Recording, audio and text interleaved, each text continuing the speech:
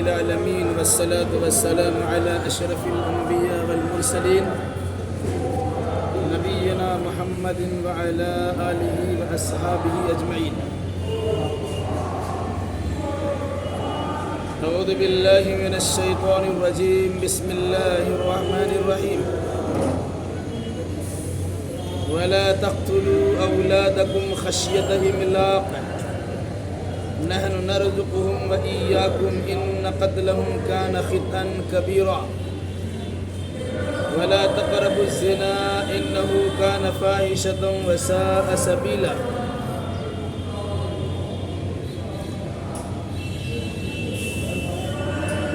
اس سے پہلے کی آیتوں میں قرابت داروں، مسکینوں اور مسافروں کا حق ادا کرنے کا حکم دیا گیا تھا اور ساتھ ساتھ فضول خرچی کرنے سے منع بھی کیا گیا. اس کی سب سے بڑی وجہ یہ بتلائی گئی کہ فضول خرچی کرنے والا شیطان کا بھائی ہوتا ہے اور شیطان چونکہ اپنے رب کا ناشکرا ہوتا ہے، اس مناسبت سے جو انسان فضول خرچی کرتا ہے وہ اللہ کی نعمتوں کا شکریہ ادا نہیں کرتا. وہ جائز چیزوں میں خرچ کرنے سے کتراتا ہے اور ناجائز چیزوں میں اپنے مال کا بے دریغ استعمال کرتا ہے. تو مال جس مقصد کے لیے دیا جائے اس مقصد میں استعمال کرنے کا نام شکر گزاری ہے اور اس کے خلاف میں مال کے استعمال کرنے کا نام ناقدری اور ناشکری ہے. چونکہ شیطان ناشکرا ہے، اس لیے جو انسان فضول خرچی کرتا ہے وہ ناشکری اور ناقدری بھی کر کے شیطان کا بھائی بن جاتا ہے. پھر یہ بات بھی آپ کے سامنے آئی تھی کہ آپ مال خرچ کرنے والے ہیں. کسی آدمی نے آپ سے کچھ سوال کیا، سر دست آپ کے ہاتھ میں دینے کے لیے کچھ نہیں ہے. طریقہ یہ بتلایا گیا تھا کہ آپ ان سے معذرت کر لیجئے بھلی بات بول کر، اور جب اللہ تبارک و تعالیٰ وسائل پیدا کر دے پھر ان کو مدد کر دیجیے.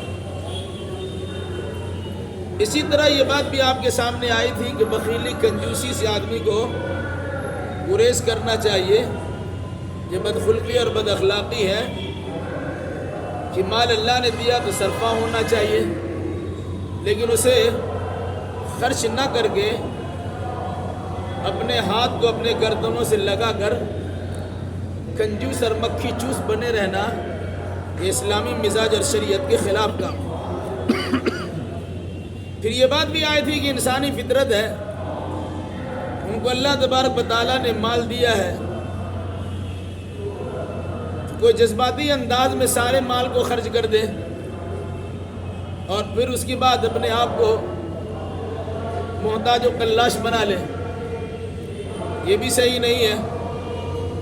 اور کوئی انسان اس سے مانگنے کے لیے آئے، سخت ضرورت کے باوجود اسے آپ دینے کے لیے تیار نہیں ہے، یہ بھی منع ہے.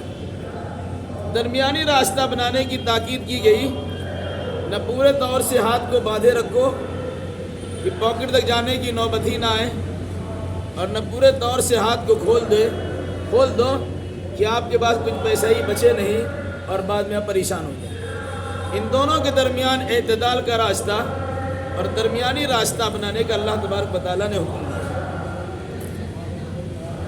اور آخری بات آئی تھی کہ اللہ تعالیٰ اگر کسی کو مال دیتا ہے، اس کا یہ مطلب ہرگز نہیں ہوتا کہ مالدار انسان سے اللہ تبارک و تعالیٰ خوش ہو کر اسے مال سے نوازا ہے، اور جو انسان محتاج و مجبور ہے اس کے یہ مطلب ہرگز نہیں ہوتا کہ اللہ تبارک و تعالیٰ کی ناراضگی سے دو چار ہے. بلکہ اللہ کسی کو مال دے کر آزماتا ہے اور کسی کو مال میں کمی کر کے آزماتا ہے. اللہ کس مزاج کو سمجھنے کی ضرورت ہے اور اس کے بعد اسی اعتبار سے عقیدہ اعمال بجا لانے کی حاجت ہے. آگے اسی سلسلے کی چند اہم باتیں بیان کی جا رہی ہیں. جو سماج میں خرابیاں پائی جاتی اس پر قدغن لگایا جا رہا ہے، اس کی روک تھام کرنے کی تاکید کی جا رہی ہے. انہی میں سے ایک بات یہ ہے ولا تقتلوا اولادکم خشیۃ املاق، روزی کی کمی کے ڈر سے اپنی اولاد کو قتل مت کرو. نحن نرزقہم وإیاکم، ان کو بھی روزی ہم ہی دیتے ہیں اور تم کو بھی روزی ہم ہی دیتے ہیں. ان قتلہم کان خطا کبیرا، یقیناً ان بچوں کا قتل کرنا بہت بڑا گناہ ہے. عرب کے زمانے جاہلیت میں یہ رواج تھا کہ اگر کسی کے گھر لڑکا پیدا ہوتا تو بڑی خوشی مناتا تھا، لڑکا کو زندہ صحیح سالم رکھنے کی بھرپور کوششیں بھی کرتا تھا. لیکن اگر لڑکی پیدا ہو جائے تو انسان اسے زندہ ہی دفن کر دیتا تھا، صرف اس بنیاد پر کہ لڑکا پلے گا، بڑھے گا، جوان ہوگا، کما کے لائے گا. لڑکی کا معاملہ ایسا ہی، جوان ہو کچھ بھی ہو، اسے کھلانا پلانا ہم ہی کو پڑے گا. پھر شادی بیاہ کے مسائل ہمارے سامنے، اس کو ہم ہی کو حل کرنا پڑے گا. وہ زندگی بھر ہمارے سر پہ پڑی رہے گی. اس لیے اس سے بہتر ہے کہ اسے پہلے ہی دفن کر دو، پیدا ہوتے ہی دفن کر دیا جاتا ہے. البتہ لڑکا کے پیدا ہونے پر خوشی کا اظہار ہوتا تھا، اسے رکھتے بھی تھے. قرآن نے کہا روزی کی کمی کے ڈر سے اپنی اولاد کو قتل مت کرو. کہاں سے کھلائیں گے؟ اس زمانے میں وہ دور ترقی یافتہ نہیں تھا، تو بچہ پیدا ہونے کے بعد دیکھ لیا تھا لڑکا ہے کہ لڑکی ہے. لڑکی ہونے کی صورت میں زندہ ہی دفن کر دیا کرتا تھا اور لڑکا ہونے کی صورت میں اسے زندہ رہنے کا حق دیا جاتا. آج کے موجودہ دور میں، ترقی یافتہ دور میں، قتل اولاد کی، اولاد کو قتل کرنے کی کئی شکلیں ہیں. ان شکلوں میں سے بطور خاص آدمی کا مزاج یہ ہوتا ہے شادی کرنے کے بعد صرف عیشرانی، عیش کے اعزاز زندگی گزارنا. کچھ لوگوں کا مزاج ہوتا ہے ابھی نہیں اور کبھی نہیں، ہمیں بچہ ہی نہیں چاہیے. کچھ لوگوں کی ذہنیت میں ہوتی ہے بچے دو ہی اچھے.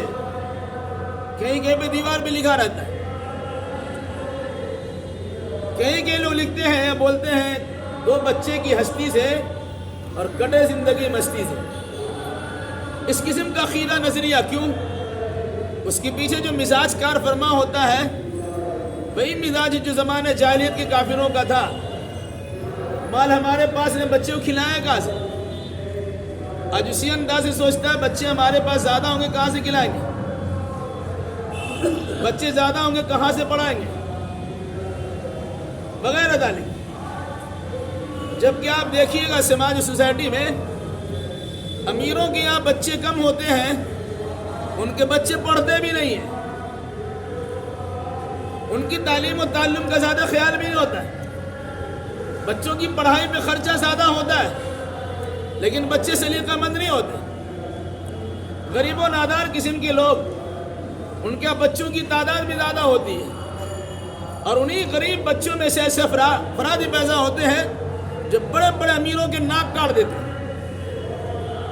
ان کے اندر پڑھنے لکھنے کا شوق ہوتا ہے، تعلیم کا جذبہ ہوتا، اپنی غربت سے نکلنے کا ان کے اندر ایک طریقے سے جوش ہوتا ہے، اور نتیجے کے طور پر وہ بچے کامیابی اور سرخروئی حاصل کرتے ہیں اور لوگوں کے سامنے ایک اونچا مقام حاصل کرتے ہیں. یہ بہانہ بنانا کہ روٹی کی کمی ہے، پیسے نہیں ہے، مال نہیں ہے، ہم کہاں سے کھلائیں گے، کہاں سے پڑھائیں گے، یہ در حقیقت شیطانی مزاج ہے. کیوں؟ قرآن نے اس کے ایک جواب دیا ہے، وَلَا تَقْتُلُوا أَوْلَادَكُمْ خَشْيَةَ إِمْلَاقٍ، اپنی اولاد کو روزی کی کمی کے خطرے سے، خوف سے قتل مت کرو. کیوں؟ نَحْنُ نَرْزُقُهُمْ وَإِيَّاكُمْ، ان کو بھی روزی ہم ہی دیتے ہیں اور تم کو بھی روزی ہم ہی دیتے ہیں. تم پیدا ہونے والے بچے کا خدا نہیں ہو، تم کو تو اپنی روزی کی فکر کرنا چاہیے. تم کو روزی ملتی ہے تو کہاں سے ملتی ہے؟ تم سوچتے ہو کماتے دھماتے صبح سے لے کے شام تک کھڑتے تب ملتی ہے؟ ایسے بہت سارے افراد ہیں صبح سے لے کے شام تک رات دن برابر کر دیتے ہیں، وہ نان شبینہ کو بھی ترس جاتے ہیں، اور ایسے بھی لوگ ہیں جو کچھ نہیں کرتے ہیں اور ان کے پاس مال کا انبار لگا ہوا ہوتا ہے۔ یہ تمہارے اختیار میں ہے، یہ تو اللہ تبارک و تعالیٰ کے اختیار میں۔ تو کہا روزی کی کمی سے اولاد کو قتل مت کرو، ان اولاد کی روزی بھی ہمارے ذمے ہے اور تمہاری روزی بھی ہمارے ذمے ہے۔ یہ تو چھوٹی موٹی بات ہے، بڑی بات تو یہ ہے وَمَا مِن دَابَّةٍ فِي الْأَرْضِ إِلَّا عَلَى اللَّهِ رِزْقُهَا، روئے زمین میں جتنے چوپایا جانور ہیں، جو کھانے پینے والے جانور کیڑے مکوڑے تک بھی ہیں، سب کی روزی کون دیتے؟ تم دیتے ہو۔ ان گنت مخلوقات ہے، گنتی سے باہر ہے، اللہ کیسے اسے روزی پہنچاتا ہے وہ اللہ کو معلوم ہے۔ تم تو بوڑھے ماں باپ کی پرورش نہیں کر سکتے اور 2-4 بچوں کی صحیح نگہداشت نہیں کر سکتے، اللہ تبارک و تعالیٰ ساری کائنات کی نگرانی کرتا ہے اور اس کے کھلانے پلانے کے زبردست بندوبست کرتا ہے۔ اللہ کسی کو بھوکا نہیں سلاتا ہے۔ یہ روٹی دینا ہمارا کام ہے، تمہارا کام ہی نہیں ہے۔ تم اگر یہ سمجھتے ہو کہ تم ہی کھلاتے ہو، اگر اللہ تمہاری روزی بند کر دے تم کھلا کے دیکھو۔ صورتحال کا مشاہدہ کرنا چاہیں، کروڑوں روپیہ کا دکان لے کے بیٹھا ہے، کروڑوں کا شو روم لے کے بیٹھا ہے، لاکھوں کی مالک اس کے اندر موجود ہے، صبح سے لے کے شام تک بیٹھا رہتا ہے، کلکتے کی زبانیں بونی تک نہیں ہوتی ہے، تو کون ہے بھیجنے والا اور کون ہے روکنے والا؟ آدمی فٹ پاتھ پہ بیٹھا ہے، تھوڑا سا سامان لے کے بیٹھا ہے، شام کو الحمدللہ بہترین فائدہ لے کے پہنچتا ہے۔ یہ روزی دینے والا کون ہے؟ تو کہا روزی لینا دینا تمہارے اختیار میں نہیں ہے، اللہ جسے زیادہ روزی بڑھا کے دیتا ہے، جسے زیادہ روزی گھٹا کے دیتا ہے، اور دے کر بھی آزماتا ہے اور لے کر بھی آزماتا ہے۔ اس لیے اپنی اولاد کو قتل مت کرو کہ تمہارے پاس روزی کی کمی ہے، کھلائیں گے پلائیں گے کہاں سے؟ بھائی تمہارا کھانا وہ نہیں کھائے گا اور نہ تم اس کا کھانا کھاؤ گے، اللہ اسے کھلاتا ہے، اللہ تمہیں بھی کھلاتا ہے۔ ایک شکل تو یہ تھی مار دینے کی، لڑکا کو زندہ رکھا ہے تھا، لڑکی کو چھوڑ دیا تھا۔ موجودہ دور میں مارنے کی کئی شکلیں ہوتی ہیں، انسان زناکاری و بدکاری کرتا ہے، اللہ تبارک و تعالیٰ کرنا ہی ہوتا ہے، حمل ڈھار جاتا ہے، استقرار حمل ہو جاتا ہے۔ لوگوں کی زبان تان سے بچنے کے لیے کرتا کیا ہے؟ اس کی صفائی کروا دیتا ہے۔ آپ نے غلط کیا، وہ تو ایک غلطی تھی، صفائی کروایا دوسری غلطی۔ علاوہ اس کے شادی شدہ جوڑا ہم بستر ہوتا ہے، استقرار حمل ہوتا ہے، بچے ڈھارے آتے ہیں۔ آج کل مختلف قسم کے آلات کے ذریعے سے معلوم کر لیا جاتا ہے، اگر جس سرکاری اعتبار سے معلوم کرنا کرانا جرم ہے کہ آپ نہیں معلوم کر سکتے لڑکا ہے کہ لڑکی، بتا بھی نہیں سکتے ہیں، لیکن اس چیز بڑی دھاندلی کے ساتھ چل رہی ہوتی ہے، بتا دیا کہ لڑکی ہے، اندر ہی اسے ختم کر دیا جاتا ہے۔ یہ بھی قتل کرنے کی ایک صورت ہے۔ علاوہ اس کے ایک انسان سوچتا ہے کہ اپنے بچے کو ہم آنے ہی نہیں دیں، اس کی ایک شکل کیا ہوتی ہے کہ انسان اپنی شریک حیات سے ملتا ہے، جن ذرائع سے بچے کی ولادت ممکن ہوتی ہے انہیں ذرائع کو ختم کر دیتا ہے۔ یہ تو آپریشن کروا دیا کہ بچے ہو ہی نہیں، یہ آپریشن نہیں کروایا تھا، ملنے کی صورت میں گنجائش رکھی آتی، ملنے کے لیے کنڈم وغیرہ کا استعمال ہوتا ہے، یا ملنے کے بعد پانی کے باہر گرانے کی صورت ہوتی ہے۔ اگر کوئی عذر شرعی نہیں ہے یہ کرنا بھی جائز نہیں، اس کو کہا ذالک وعد الخفی، یہ پوشیدہ طور سے بچے کو ذبح کر دینا ہے۔ ہاں اگر ڈاکٹر نے مشورہ دیا ہے کیا آپ خاندانی منصوبہ بندی کر سکتے ہیں، یعنی ملنے میں احتیاط کر سکتے ہیں، کیونکہ بیوی آپ کی اس پوزیشن میں نہیں ہے کہ حمل لے سکے، ابھی سیدھا سے بچہ پیدا ہوا ہے، ٹانکے اس کے پورے طور سے سوکھے نہیں ہیں، اگر وہ بچہ بھی ٹھہر جاتا ہے تو ٹانکا کھلنے کا خطرہ ہے، پھر اتنا کمزور ہے کہ اس کو برداشت نہیں کر سکتی، تو ملنے میں احتیاط تو کیا جا سکتا ہے کہ ملنے کے بعد پانی باہر گرا دیا جائے، چاہے وہ کنڈم کے استعمال کی شکل میں ہو چاہے باہر گرانے کی صورت میں۔ اگر یہ وجہ ہے تو اس کی گنجائش ہے، اور اگر ایسی وجہ نہیں ہے یہ کرنا تب بھی جائز نہیں۔ علاوہ اس کے اور بہت سارے طریقے ہیں جس کے ذریعے سے انسان اپنے بچوں کو قتل کر دیتا ہے، شادی شدہ بھی نہیں ہے، شادی سے پہلے بھی اپنے اندر وہ کمزوری لے آتا ہے مشتدنی کرنے کے نتیجے میں کہ اس کے اندر کی جو مادہ منویہ ختم ہو جاتی اور شادی کرنے کے بعد بیوی کے پاس جاتا ہے، اس کے اندر بچے پر پیدا کرنے والے کیڑے اس کے اندر موجود نہیں ہوتے، نتیجہ کے طور پر بچہ اس سے نہیں ہوتا، یہ بھی قتل کرنے کی ایک شکل ہوتی ہے۔ یہ ساری صورتیں ہیں جس سے قرآن نے کیا کہا، لا تقتلوا اولادکم، اپنے اولاد کو قتل مت کرو۔ کسی اور کو قتل کرنا جرم ہے تو اپنی اولاد کو قتل کرنا کتنا بڑا جرم ہو جائے گا۔ اسلام میں دنیا میں آنے کی اجازت دی ہے اور اسے جینے کا حق دیا ہے، کوئی اس کی زندگی کو چھین نہیں سکتا۔ اگر کوئی زندگی اس کی غیر شرعی طریقے سے چھینتا ہے وہ اللہ تبارک و تعالیٰ کے مجرم گردانا جائے گا، چاہے کوئی دوسرے کو ذبح کرنے والا ہو یا کوئی اپنے بچے قتل کرنے والا ہو۔ کیا فرمایا؟ لا تقتلوا اولادکم خشیۃ املاق، روزی کی کمی سے ڈر سے اپنے اولاد کو قتل مت کرو۔ نحن نرزقهم وإياكم، ان کو بھی روزی ہم ہی دیتے ہیں اور تم کو بھی روزی ہم ہی دیتے ہیں، یعنی روزی کا مالک اللہ ہے، تم نہیں ہو۔ کسی کے باپ اور دادا بچے کی ولادت کے بعد اس کی روزی کا ذمہ دار نہیں ہے، مالک نہیں ہے۔ ذمہ داری دی گئی تم کھاؤ کماؤ بچے کی پرورش کرو، لیکن آپ کے اختیار میں نہیں ہے۔ آپ کو محنت کرنے کا حکم دیا گیا، اسباب وسائل کے اختیار کرنے کی تاکید کی گئی ہے، لیکن کھلانا پلانا ایسا معاملہ اللہ تبارک و تعالیٰ کے اختیار میں۔ اگر کوئی انسان بچے کو قتل کرتا ہے چاہے جس شکل میں قتل کیا جائے، ان قتلہم کان خطا کبیرا، یقیناً ان بچوں کا قتل کر دینا کبیرہ گناہ، بڑا گناہ ہے، بڑے بڑے گناہ ہے، اس پر اللہ تبارک و تعالیٰ کی پکڑ ہوتی ہے۔ اگر اس کی مغفرت معافی نہیں ہوئی وہ انسان جہنم سے بچ نہیں سکتا ہے۔ وَلَا تَقْرَبُوا الزِّنَا إِنَّهُ كَانَ فَاحِشَةً وَسَاءَ سَبِيلًا، زنا کے قریب بھی مت جاؤ۔ کیوں؟ إِنَّهُ كَانَ فَاحِشَةً، زنا کھلم کھلا بدکاری ہے، بے حیائی ہے، وَسَاءَ سَبِيلًا، اور یہ بہت ہی برا راستہ ہے۔ جوان مرد و عورت کے لیے اپنی خواہشات کی تسکین کے لیے اللہ تبارک و تعالیٰ نے نکاح کا طریقہ رائج کیا ہے۔ شرعی طریقے سے نکاح کریں اور اپنے خواہشات کی تسکین اور اپنے خواہشات کی تسکین کے لیے وہ سامان استعمال کریں، بیوی کے لیے شوہر، شوہر کے لیے بیوی۔ اللہ تبارک و تعالیٰ نے ایک دوسرے کے لیے سکون کا ذریعہ بنایا ہے، شادی شدہ زندگی گزارو اور سکون کے ساتھ رہو۔ اب اگر کوئی انسان شادی کے علاوہ کسی دوسرے کے ساتھ اس قسم کی حرکت کرتا ہے تو وہ عمل قرآن کی اصطلاح میں زنا کہلاتا ہے، اور زنا بڑا خطرناک عمل ہے جس کے ذریعے سے بے حیائی پائی جاتی ہے، اور در حقیقت یہ راستہ بہت برا ہوتا ہے۔ جو انسان زنا کا عادی بن جاتا وہ تو زندگی میں ترقی نہیں کرتا، اس کے حواس باختہ بھی ہو جاتے ہیں، اس کی نسل بھی خراب ہوتی ہے، عوام الناس کے سامنے اس کی بدنامی بھی ہوتی ہے، اور ان تمام چیزوں کے ساتھ ساتھ وہ اللہ کے نظر رحمت سے محروم بھی ہو جاتا ہے۔ فرمایا زنا کے قریب مت جاؤ۔ زنا کرنا تو بڑی بات ہے، اس کے قریب جانے سے منع کیا گیا۔ وجہ کیا ہے؟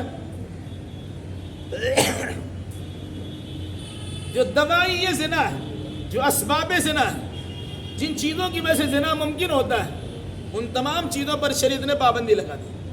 ایک طویل حدیث اس کا تذکرہ ہے، زنا العینین النظر، دونوں آنکھوں کا زنا کسی غیر محرم چیز کو دیکھ لینا ہے۔ اگر آپ نے کسی لڑکی کو دیکھا، یہ دیکھنا منع ہے۔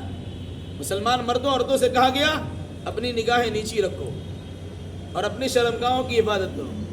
نگاہ نیچی نہیں ہوتی ہے، نگاہ چار ہوتی ہے۔ ایک دوسرے کو دیکھا جاتا ہے، نگاہ میں اشارے میں بہت ساری باتیں ہو جاتی ہیں، لبوں پہ مسکراہٹ آتی ہے، وعدے وعید ہوتے ہیں، ملاقات ہوتی ہے، اور اس کے بعد ساری حدیں پار کر لی جاتی ہیں۔ اس مناسبت سے کہا گیا کہ لا تقربوا الزنا، زنا کے قریب مت جاؤ۔ ہر وہ راستہ جس کے ذریعے سے زنا ممکن ہو جاتا ہے ان راستوں پر پابندی لگا دی گئی۔ آنکھ سے زنا، آنکھ بند کیجئے یا نیچی کیجئے۔ کان سے زنا، اگر آپ دونوں گفتگو کر رہے ہیں اور عشقیہ مضامین سن رہے ہیں، اس کو محبت کی باتیں کر رہے ہیں، یہ کان کا زنا ہو رہا ہے۔ اگر آپ نے اس کو پکڑ دھکڑ کیا، اس کے جسم سے لذت حاصل کرنے کی کوشش کی، آپ نے کسی غیر محرم عورت کی جسم پر ہاتھ ڈالا، یہ ہاتھ کا زنا ہے۔ اگر آپ پاؤں سے جل کے وہاں آتے ہیں جو متعینہ مقررہ موعود جگہ ہے، یہ آپ کا چلنا زنا ہو جاتا ہے، پاؤں کا زنا ہوتا ہے۔ پھر اس کے بعد آپ کے دل میں کسی کا خیال پیدا ہوتا ہے، تو دل میں خیال آیا، دماغ نے فیصلہ کیا، اور پھر اس کو شرم کا یا تو اسے مکمل کرتی ہے یا اسے انکار کر دیتی ہے۔ یہ ساری جو چیزیں ہیں حدیث و قرآن کی روشنی میں یہ اسباب ہیں۔ اب جب قریب پہنچ جاتا ہے انسان تو زنا سے بچنا بہت مشکل ہوتا ہے۔ اسی کو اللہ کے نبی صلی اللہ علیہ وسلم نے اس طرح بھی سمجھایا ہے کہ اللہ کے محارم کو، اللہ کے حدود اللہ کو، اللہ کی جانب سے متعین کردہ حد کو اب توڑ نہیں سکتے ہیں۔ اس کی شکل بتلائی گئی۔ عام طور سے کسان لوگ جانتے ہیں تو الگ الگ پارٹی کے لوگوں کی کھیتی ہوتی ہے، بیچ میں آڑی بنی ہوتی ہے، یہ مڈیر ہوتا ہے۔ اگر آپ جانور کو لے کے جائیں گے اس آڑی کے اوپر سے اور اس کا منہ کھلا ہوا ہوگا تو جانور کبھی ادھر منہ مارتا ہے، کبھی ادھر منہ مارتا ہے۔ وہ آپ کا کھیت ہونا ہو جہاں ان کو سبزی دکھائی دیتی ہے، منہ مارنا شروع کر دیتے ہیں۔ اگر جانور کو حرام کھانے سے بچانا ہے، آپ کو ساری پہ لے کے جانا نہیں ہے، وہاں لے کے جائیں گے جتنا بھی آپ خاص نگاہ رکھیں گے، توجہ رکھیں گے، تھوڑی سی گرفت آپ کی ڈھیل پڑی، اس کا منہ نیچے جھکا، ایک جھپٹا لے لے گا۔ تو کہا اللہ کی حرام کردہ چیزوں سے بچنا ہے، اس کی شکل یہ ہے کہ وہاں تک اپنے جانور کو مت پہنچاؤ، ورنہ جانور حرام کھا ہی لے گا۔ اسی طریقے سے اگر کوئی انسان زناکاری یا بدکاری سے بچنا چاہتا ہے، وہ ان تمام اسباب وسائل سے کنارے اختیار کرے جس کے نتیجے میں چیزیں ممکن ہو جاتی ہے۔ غیر محرم کو دیکھنے سے منع کیا گیا، آپ اس کی طرف نگاہ اٹھا کے نہیں دیکھ سکتے۔ اس سلسلے میں کچھ باتیں سننے سے منع کیا گیا، آپ کان لگا کر کسی کی باتوں کو نہیں سن سکتے۔ ہاتھ بڑھانے سے منع کیا گیا، پاؤں سے چلنے سے منع کیا گیا، دل و دماغ سے فیصلہ کرنے سے منع کیا گیا، شرمگاہ کا استعمال کرنے سے منع کیا گیا۔ یہ سب ان کی زنا کی شکلیں ہیں۔ قرآن نے کیا کہا؟ وَلَا تَقْرَبُوا الزِّنَا، لوگو زنا کے قریب بھی مت جانا۔ کیوں؟ وجہ بتائی دو وجہ۔ اِنَّهُ كَانَ فَاحِشَةً، یہ فحش کاری ہے، کھلم کھلا گناہ ہے۔ شریعت نے جن عورتوں کے ساتھ آپ کا نکاح کرنا حلال کیا ہے، آپ نکاح کیجئے اور اپنی جائز صورت کے ساتھ اپنی خواہشات کی تسکین کریں۔ اگر آپ نے ایسا نہیں کیا تو یہ بے حیائی ہے، اور جب انسان اس قسم کی بے حیائی میں پڑتا ہے تو بڑے چھوٹے کی تمیز ختم کر دیتا ہے۔ ماں کے سامنے بھی حرکتیں کرنا شروع کرتا، باپ کے سامنے حرکتیں کرنا شروع کرتا، چھوٹے بھائیوں کے چھوٹی بہنوں، بڑا بھائیوں کے بڑی بہنوں، جس سے انسان پیار و محبت کرتا ہے اسے ہاتھ پکڑتا ہے، گھر میں آرام سے لے کے چلا آتا ہے۔ اس سماج کی خرابی کی علامت آج ہے۔ پہلے کوئی انسان کسی غیر عورت سے بات کرے ڈرا جاتا تھا، آج تو بڑے دھڑلے سے باتیں کی جاتی ہے۔ اسے ہاتھ پکڑ کے کندھے پہ ہاتھ ڈال کر کے گھر میں لے آیا تھا، ماں سے کہتا آپ کے ہونے والے بہو ہے، باپ سے کہتا ہونے والے بہو ہے، بیٹی اپنے باپ سے کہتی ہے آپ کے ہونے والا داماد وغیرہ تھا۔ یہ سب کیا ہے؟ کھلم کھلا فحش کاری ہے۔ اگر اس کسی کی عادت پڑتی ہے پھر وہ دیکھتا نہیں کہ اس کے اثرات کیا ہوں گے، وہ جہاں جاتا وہیں شروع ہو جاتا ہے۔ اس کو فرمایا وَسَاءَ سَبِيلًا، یہ پورا راستہ ہے۔ صحیح راستہ نکاح کے بعد کا ہے اور برا راستہ زناکاری و بدکاری کا ہے کہ انسان اس میں کسی کی عزت و آبرو کو سلامت نہیں رکھتا، بلکہ وہ اپنے طرح دوسروں کو بھی سوچتا اور سمجھتا ہے، اور اس قسم کی حالات پیدا کر دے کہ نتیجے کے طور پر بے حیائی عام ہو جائے، جبکہ بے حیائی کاموں سے شریعت نے سختی کے ساتھ منع فرمایا۔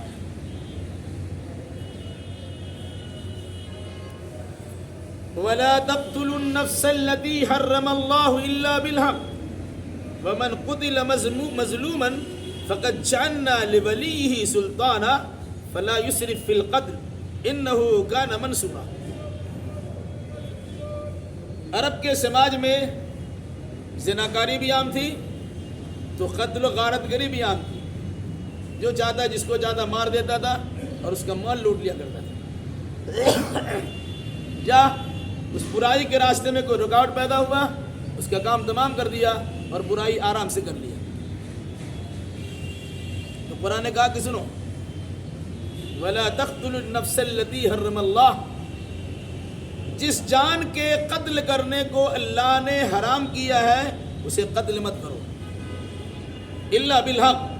ہاں اگر کوئی حق طریقہ ہے قتل کرنے کا تو کیا جائے گا. کسی کے بدلے میں قتل کرنے کی باری آتی تب قتل کیا جائے گا. جیسے شادی شدہ انسان اگر کسی غیر لڑکی سے اپنی بیوی کے علاوہ کسی غیر سے بدکاری کرتا ہے اور اگر وہ شادی شدہ ہے اسے قتل کر دیا جائے گا. روئے زمین پر رہنے کا حق نہیں ہے. اس کی شکل کیا ہے؟ پتھر سے مار مار کے ہلاک کر دیا جائے گا. اس کی اجازت ہے. اگر کسی نے کسی کو قتل کر دیا تو قاتل ہے. قاتل کی سزا ہے کہ اس کے قتل کے نتیجے میں قتل کیا جائے گا. اور تیسری صورت کیا ہے؟ من بدل دینہ فاقتلوہ. جو انسان اپنا دین سے پھر جائے گا، مرتد ہو جائے گا، اسے قتل کر دیا جائے گا. یہ 3 صورتیں ہیں کسی انسان کے جان مارنے کی. یہ جائز طریقہ ہے. اس کے علاوہ آپ کسی کی گردن نہیں مار سکتے اور کسی کو قتل نہیں کر سکتے. اگر کوئی انسان ناحق کسی کو قتل کرتا ہے تو بہت بڑا گناہ کبیرہ کا مرتکب ہوتا ہے. کیا فرمایا اللہ نے؟ وَلَا تَقْتُلُوا النَّفْسَ الَّتِي حَرَّمَ اللَّهُ إِلَّا بِالْحَقِّ. جس نفس کے قتل کرنے کو اللہ نے حرام کیا ہے اسے قتل مت کرو. ہاں اگر اس کا قتل کرنے کا حق اللہ نے دیا ہے اسے ضرور کرے. جیسے دین بدل دے اسے قتل کیا جائے گا، قاتل کو قتل کیا جائے گا، اور زانی شادی شدہ زانی کو قتل کیا جائے گا. یہ 3 شکلوں کے علاوہ کوئی دوسری اور چوتھی شکل نہیں ہے کسی کو مارنے کی. وَمَنْ قُتِلَ مَظْلُومًا فَقَدْ جَعَلْنَا لِوَلِيِّهِ سُلْطَانًا. کسی انسان کو ظلماً قتل کر دیا گیا، جو اس کے ولی گارجین حضرات ہیں، ان کے رشتہ دار ہیں، ان کو اللہ تبارک و تعالیٰ نے چھوٹ دیا ہے. کیا چھوٹ دیا ہے؟ کہ تم اس کا بدلہ لے سکتے ہو. تمہیں اختیار دیا ہے تھا. جس نے تمہارے بھائی کو، تمہارے باپ کو، تمہاری بہن کو، تمہارے ماں کو، تمہارے رشتہ دار کو مارا ہے، اس مارنے کے سزا کے طور پر تم اسے مار سکتے ہو. یہ شروع دور کی بات تھی، ابھی مکی دور کی بات ہے. لیکن مدینہ میں آنے کے بعد قانون بدلا. اللہ کے نبی صلی اللہ علیہ وسلم نے قرآن نے اس مسئلے کی وضاحت کی ہے. اگر کوئی انسان کسی کو قتل کرنا چاہتا ہے تو پہلے اس کا جرم ثابت کرنا ہوگا. کہہ دیا ہمارے بھائی کو قتل کیا مار دیں گے، کسی اور نے قتل کیا ہوگا اور آپ نے مار دیا، تو قانون کو اپنے ہاتھ میں لینے کے اختیار نہیں ہے. عدلیہ اور مقننہ کے ہاتھ میں یہ بات جائے گی، وہاں فیصلہ ہوگا، اس کا جرم ثابت ہوگا. اب آپ نہیں ماریں گے، قانون اسے مارے گا یا عدالت اس کو مارے گی. آپ کا مطالبہ ہوگا کہ میرے بھائی کو، میرے باپ کو، میرے چچا کو، میرے خاندان کے لوگوں کو مارا ہے، اب اس کے خون کا بدلہ مانگ سکتے ہیں. اگر جرم ثابت ہو گیا پھر اس کے بعد انسان کو اختیار ہے. اختیار کی شکل کیا ہے؟ آپ چاہیں تو خون کا بدلہ لے لیجئے. خون ہمارے بھائی کو مارا، ہم بھی ماریں گے. یہ صورت ہو سکتی ہے. دوسری صورت یہ ہو سکتی ہے کہ آپ فدیہ اور دیت لے لیجئے. یا ٹھیک ہے ہمارے بھائی کو مارا گیا، وہ جلایا گیا، اس کے بدلے میں جو 4 لاکھ 5 لاکھ جو ہوتا ہے وہ پیسہ اس کو دیجیے. زمانے میں 100 اونٹ دیا جاتے تھے. ایک آدمی کو مارا گیا، اس کے بدلے میں 100 اونٹ، بدلے کے طور پر اس کو دیت بولتے ہیں. تو اگر کوئی انسان اپنے بھائی یا کسی اور کے قتل ہونے کی بنیاد پر قتل کرنے والے سے مال کے طور پر بدلہ لینا چاہے تو یہ بھی لے سکتا ہے. اور تیسری شکل یہ ہے کہ وہ چاہے تو معاف کر دینا. ٹھیک ہے ہم معاف کر دیتے ہیں، نہ بدلہ لیں گے قتل کریں گے اور نہ اسے فدیہ لیں گے یا دیت لیں گے. اس کو اختیار دیا گیا. اسی کو قرآن نے کیا کہا؟ فَقَدْ جَعَلْنَا لِوَلِيِّهِ سُلْطَانًا. تو ہم نے اس کے گارجین کو، مرے ہوئے انسان، قتل شدہ انسان کے گارجین کو یہ اختیار دیا ہے. فَلَا يُسْرِفْ فِي الْقَتْلِ. سنو، قتل کرنے میں زیادتی مت کرنا. جس نے مارا اسی کو مارا جائے گا. ایک آدمی نے مارا تو ایک ہی کو مارا جائے، اس کی دوسرے خاندان کو جلا کے راکھ نہیں کر دیا جائے، کسی دوسرے تیسرے پہ ہاتھ نہیں چلایا جائے. تو کہا فَلَا يُسْرِفْ فِي الْقَتْلِ. قتل کرنے میں حد سے زیادہ تجاوز نہ کرو. إِنَّهُ كَانَ مَنْصُورًا. یہ اللہ تبارک و تعالیٰ کرم ہے کہ ان کی مدد کی گئی ہے. جب اللہ کی جانب سے ان کی مدد ہوئی ہے اس مدد کا خاص خیال کرنا چاہیے کہ اللہ نے ظلم کرنے سے روکا ہے، کسی پر ظلم نہیں کیا جائے گا. اب اسے بدلہ لے سکتے ہیں، بدلہ لینے کی آپ کو اجازت پوری طور سے. یہاں بھی یہ بات یاد رکھنے کی ہے کہ اگر کسی نے کسی کو قتل کیا ہے تو قاتل کو سزا ملنی چاہیے. قاتل کو سزا کون دے گا؟ شروع دور میں بات تھی جس کے آدمی کو مارا گیا وہ اس آدمی سے خون کا بدلہ خون لے سکتا تھا، یا اس کو معاف کر سکتا تھا، یا اس سے دیت لے سکتا تھا. لیکن بعد میں شریعت کا حکم یہ آیا یہ آدمی اپنی جانب سے فیصلہ نہیں کرے گا، عدالت شریعہ مقدمہ دائر کیا جائے گا، شریعہ عدالت یہ فیصلہ کرے گی یہ مجرم ثابت ہو چکا ہے، اس کو قتل کیا جائے گا۔ اگر آپ چاہیں تو قتل نہ ہو اور اس کے بدلے میں آپ دیت لے لیجئے، خون بہا لے لیجئے، یہ آپ کے اختیار ہے۔ چاہے معاف کرنا تو معاف کر سکتے ہیں، کوئی آدمی اپنی جانب سے اسے فیصلہ نہیں کرے گا، عدالت اس کو فیصلہ کرے گی۔ ان چیزوں کو یاد رکھیے۔ گویا اسلام نے دنیا کے اندر بد اخلاقیاں کی جتنی شکلیں تھیں آہستہ آہستہ سب کو ختم کر دیا۔ بدقسمتی کی بات ہے لیکن موجودہ دور مسلمان ان تمام خرابیوں کو اپنایا ہوا ہے، اور اس کے بعد بھی کہتا ہے فخر سے کہو کہ ہم مسلمان ہیں۔ اسلام کا نام بھی لیتے ہیں اور اسلامی احکام و قوانین کی خلاف ورزی بھی کرتے ہیں۔ اللہ سے دعا کیجیے اللہ ہمیں اور آپ کا جملہ مسلمانوں کو کتاب و سنت کی روشنی میں حقیقت جان سمجھنے سمجھانے اور اسی مناسبت سے اعمال اور عقیدہ بجانے کی توفیق مرحمت فرما۔ اقول قولی ھذا واستغفر اللہ لی ولکم ولسائر المسلمین وآخر دعوانا الحمد للہ رب العالمین۔